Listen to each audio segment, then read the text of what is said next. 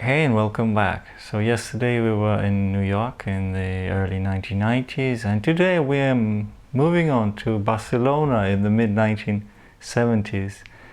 This movie, The Killer of Dolls, is directed by Miguel Madrid, who signed it under a pseudonym Michael Scaife. This could be roughly pigeonholed as a slasher. And if you think a Spanish movie in the slasher genre, you might think of Jess Franco's Bloody Moon, or you could think of Pieces by Juan Piquer Simon. And The Killer of Dolls roughly fits in that category, but it's totally different from the movies I just mentioned.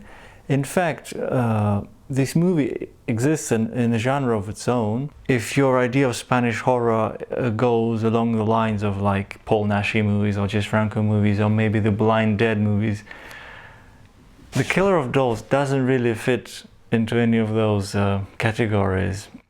There is quite a few kills and there's a general crazy atmosphere in this movie. I'm just so happy to be able to present it. I've got here this relatively old Spanish presentation DVD, but a couple of years ago Mundo Macabro has brought out a lovely looking Blu-ray, so there is that option. That's the English friendly option. Let's speak a little bit about the plot. There is this character, we're in this kind of a chic mansion which seems to be on the outskirts of Park Güell in Barcelona, and there is this couple. There is the groundskeeper, kind of a gardener, and his wife and their son. And the son is supposed to be, I guess, like in his late teens, but the actor looks a bit older. It's kind of hard to tell. He looks like he's in his early to mid 20s. At night in this park, when they lock up, sometimes couples make their way there to make out after dark, and this is when this masked killer, wearing a mask like that, he comes stalking and killing those teens there in various ways. There is an axe beheading, there are stabbings with scissors and various knifings. There are quite a few kills in this film and they are quite creative. In terms of special effects, the film really doesn't try to look very convincing. The slashed victims basically look like chopped up mannequins. It might even have been intentional considering the film's title. The killer fantasizes that he is slashing actual dolls, and there are those substitute shots sometimes where you see like a live actor and then they're substituted with a dummy. So there is quite a bit of that. This movie is very visual. It has that very odd style of cinematography.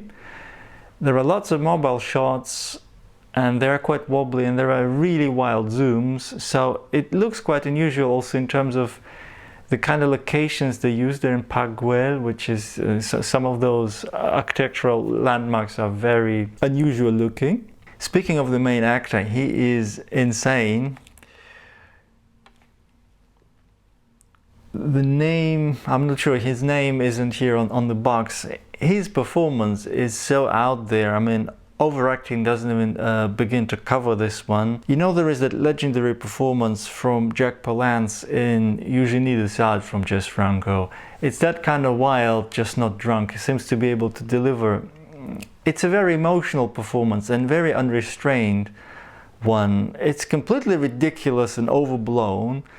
But somehow I enjoyed it. I'm completely happy to say that I love this movie. I embrace its madness, even though it's so over the top. And this movie just has no clue about what normal is or what good taste is. This is really just a fun ride. The movie is about just under 100 minutes. And in terms of pacing for a movie from mid-70s, it's really, really fast moving. There is lots of things happening. It doesn't always make sense, but there is just odd edits, or there is new characters being introduced, or there are some wild visions. So even though it's crazy, it really keeps you watching. There is that manic energy to the movie, which also is fueled by this score by Alfonso Santisteban. I believe this movie is scored basically mainly with library tracks from the Cam label, which is also the case with the Pieces. I think in the international version of Juan Piquer's Pieces, the music they use, the music which the movie is actually famous for, is mainly library music. So there are these really upbeat and manic disco tunes in the opening credits of The Killer of Dolls, where we see this doll factory where they assemble kind of shop dummies, and you see those masks being molded and wigs being set. It's a cool opening credit sequence with this strange music, and some of the music sounds like it comes from a western, some of it sounds like it's some kind of a cliche melodrama music. So it's mad. Going back to the story, there is that killer and he wears a mask and he wears a black wig, so it's obviously a male dressed up psycho style as a lady, but it's obvious who the person is. So this is also quite unusual. I gotta say, this whole, when you think about Spanish movies, there is a lot of that macho thing usually with whereas this movie kind of completely breaks down those boundaries. We have this character who's quite effeminate, and basically the interesting thing is this guy, he spends half the movie either topless or with his shirt completely unbuttoned down to his crotch, and basically even when he's around his parents he's topless, and outdoors with people who are basically strangers passing through the park. There is that odd scene with the kid. There is this neighborhood kid, like a 10-year-old kid he befriends, and they're also hanging out and the main character is topless. So it has that bizarre, but somehow it all comes across quite innocent. Also, the movie has I don't remember it being particularly sleazy or sexually explicit. At least it didn't come across that way. I just remember it being very colorful, and it's just blindingly, just there is so many odd things crammed into one movie. It's really quite unusual. I rarely get worked up these days about movies because I think I've seen pretty much everything I wanted to see, but this movie has pleasantly surprised me. It's a blast. The Killer of Dolls. The finale, it all culminates in this kind of, there are burning dummies in this park, and this guy is freaking out. The main character, he freaks out a lot. There are several times in the movie where he's either laughing maniacally. I mean, how often do you see a crazy killer who's actually laughing happily? He's not just he's not just depressed, he's not just haunted by visions, but he's also in between those moments, he also seems to enjoy life until his next attack comes on. So that's quite unusual. So there is that sunny side to this movie. It's not a grim movie like Maniac or Nightmare, Romano Scavolini's Nightmare. It's not like that at all.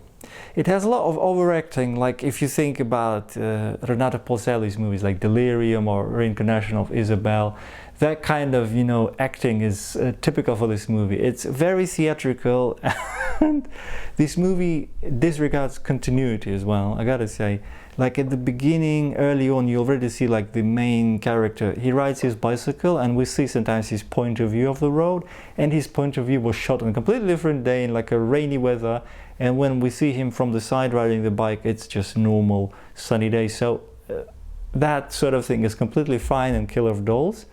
And there are lots of camera angles where they cut to a completely absurd camera angle where it doesn't really match, it doesn't really, it's not supposed to work, but somehow that gives this movie its unusual charm and style. And I do sometimes get tired of just very classically shot movies where everything is right and measured, and so this is a very refreshing kind of holiday from proper, normal, standardized filmmaking. This movie has nothing normal about it, even though, having said that, it's still instinctively, I think it feels right. There is some kind of internal structure, otherwise if it were completely random, it wouldn't have held the viewer's attention throughout its running time, which it does pretty well, I gotta say. So, The Killer of Dolls, El Asesino de Muñecas, comes highly recommended. If you know this movie, I'd like to hear from you whether you enjoyed it as much as I have.